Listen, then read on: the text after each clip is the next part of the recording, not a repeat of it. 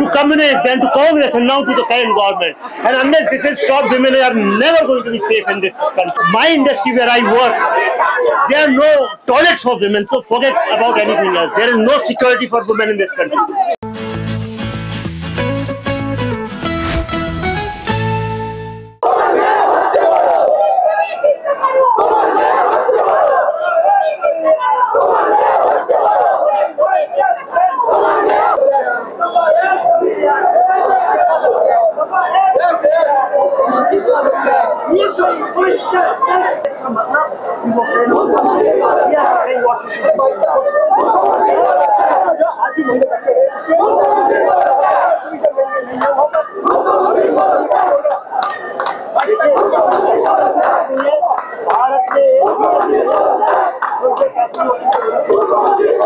Last 100 years since Muslim League time, that Muslim League's political strategy has got shifted to communists, then to Congress, and now to the current government. And unless this is stopped, women are never going to be safe in this country. And also government is saying that to stop the night duty for ladies. What would you like to say about this? That is, see, it means they have failed. When they start banning, boycotting, restricting things, don't do this, which means they are failing. Why women should not do night duty? Isn't it government's duty to safeguard them? How can I tell you don't go at night to study? It's wrong. And today you are in the rally for which purpose? I just came here because I wanted to create awareness. I have no other purpose. As a creative person, as a storyteller, filmmaker, I have come here so that I can influence people, young girls, that yes, somebody is with you. I just don't make movies. If the street demands the politics, I'll fight it on the street. Women are equal in this country, okay? And women have been oppressed for so many hundreds and hundreds of years in this country. Therefore, it's very important that they are empowered. And when they have to be empowered, there have to be special security laws, policies have to be in place. Unfortunately, in my industry where I work, there are no toilets for women, so forget about anything else. There is no security for women in this country.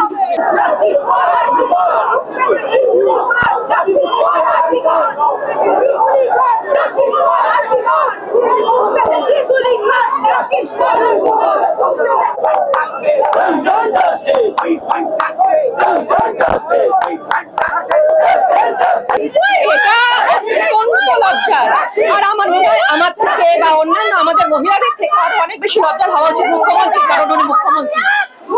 15 দিন পর এখন সেরকম দোষী ধরা পড়েনি, কি বলতে ঠিক দোষী কোনোদিন ধরা পড়বে কিনা আমার সে বিষয়ে যথেষ্ট সন্দেহ আছে। আইভাস করে কয়েকজনকে ধরবো যারা একেবারে নির্দোষ মানুষ, তাদেরকে দোষী করে দিয়ে আসল দোষীকে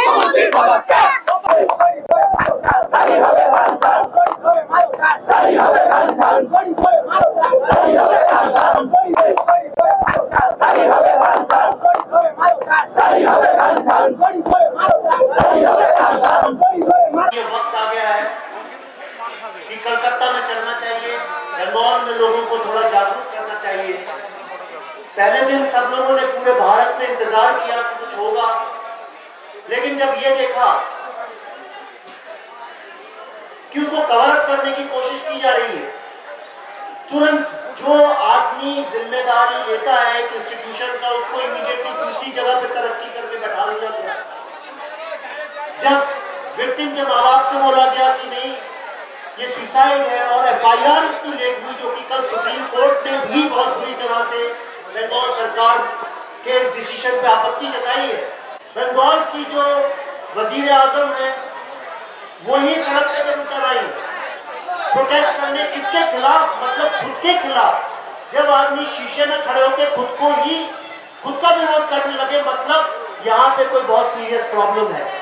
और तब मुझे लगा कि यहाँ पे गवर्नमेंट पूरी तरह से फेल हो गई है, और ये टाइम है कि भारत के सारे बुद्धिजीवी, क्रिएटिव लोग, सिंगर्स, राइटर्स, ऑथर्स, लड़के लड़कियाँ, सोशल मीडिया इन्फ्लुएंसर्स, हर आदमी जहाँ जहाँ है, जिस शहर में, जिस गली में, वो सड़क पे उतरे और इससे लड़े, क्योंकि ये आज भी शुरू हुआ है। मेरी अगली फिल्म जो है वो बंगाल में किस तरह से पॉलिटिकल वायलेंस, एक इलेक्टोरल कम्युनल वायलेंस जिसको प्रोटेक्शन मुद्दा आया है उसके ऊपर है।